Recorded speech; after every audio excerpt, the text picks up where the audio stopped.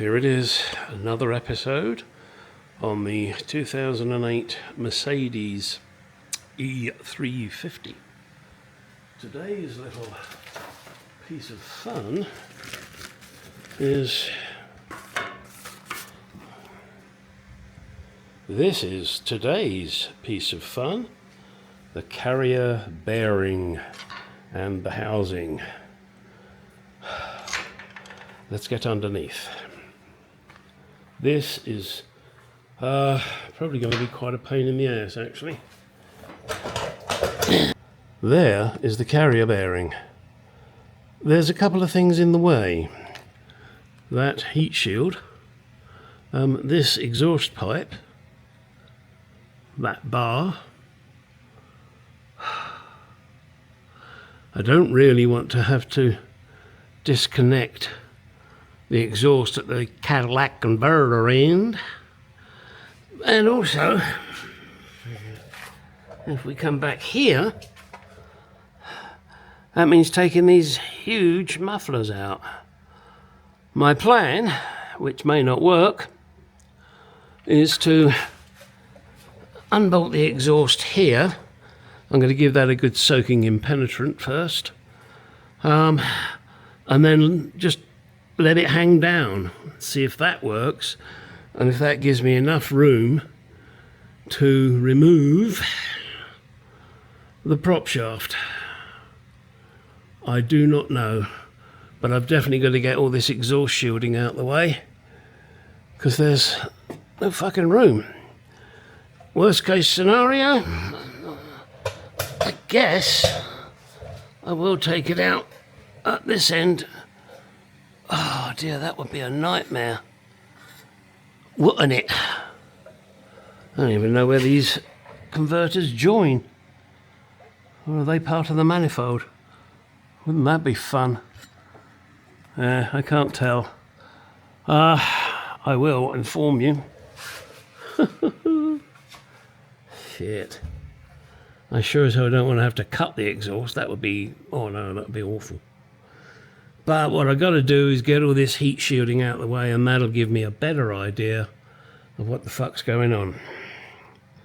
Because there's a lot of shielding. Great, but pain in the ass. What have we got? We got giant Torx. We got silly little nuts. Giant Torx and silly little nuts, apart from the one behind the camera. Okay, let's get the penetrant. Okay, I've removed one shield.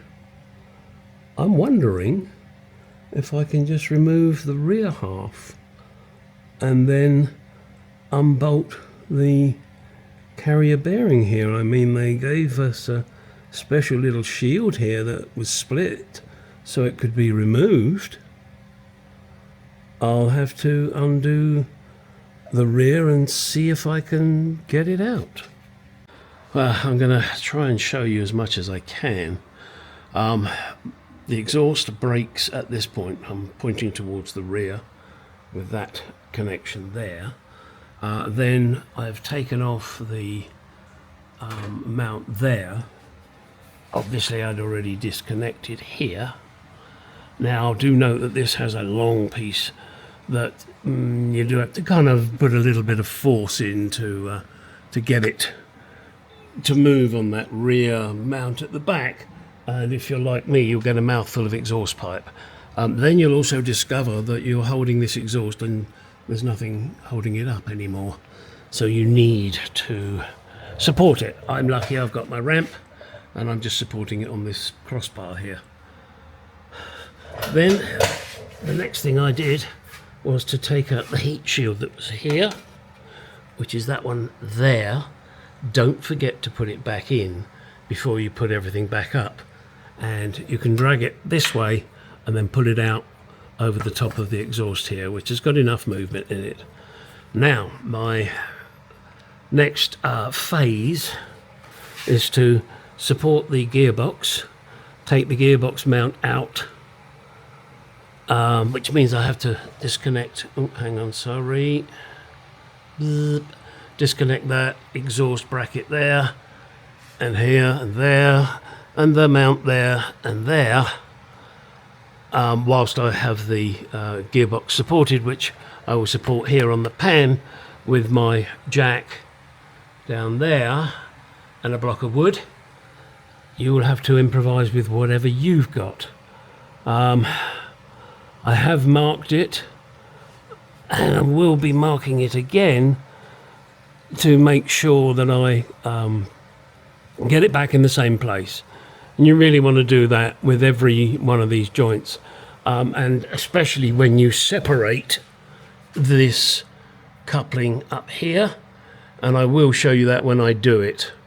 That won't be for a while yet. Well, not a while for you, not a while for you, but a while for me, because I got a shitload of stuff to do supporting the diff, not the diff, you dick, supporting the transmission before I can take this end of the shaft off. And I will be putting other marks on it so that I kind of double check myself. Here it is, out of the vehicle. All just to get to, whoops, that beastie there. New one's over on the bench somewhere. Oh, there it is. There's the new one. Alright. Wow. Now we have to separate the shafts, and there is, if I can show you, splines in here in order to get this out, because there are, I want to say, pins almost through the end of each part of the prop shaft. You need to take this, just undo the bolts that hold this, then that will allow it to drop down in the middle, and that gives you just enough room, and I mean just enough room, to separate it. Okay, this is the shaft now apart. Do note that I have marked the shaft here, here, here, and here. To be extra safe, I put a little dimple in there with the center punch, a little dimple in there with the center punch, also one here, but do be very careful here. You don't want to, damage it, and keep it sort of down this end. You should be okay. That's the part that actually engages, and this part is just sitting there. So, you should be okay there, but don't go crazy. Also, do note this is that boot that I was mentioning earlier. It just disintegrates. And that boot goes on here. So now I'm buggered. I can't put this back in today. And also, to get this off, you will need to use a puller. What more can I tell you? Nothing much, really. That's about it. So, onward and upward. There is really nothing much more to say other than now put everything back. Yeah, that's quite a task to do that. Oh, one thing to be aware of, if you go to Mercedes, they sell these two items separately. Now, I suppose I probably didn't need this, but this comes with the rubber, and the bearing comes separately. And as I wasn't happy with the rubber, and I'm not happy with the bearing, I figured I'll buy both, which is what I did. Alright, that's it. Now get out in that garage, go do some shit. I got more shit to do putting this back together.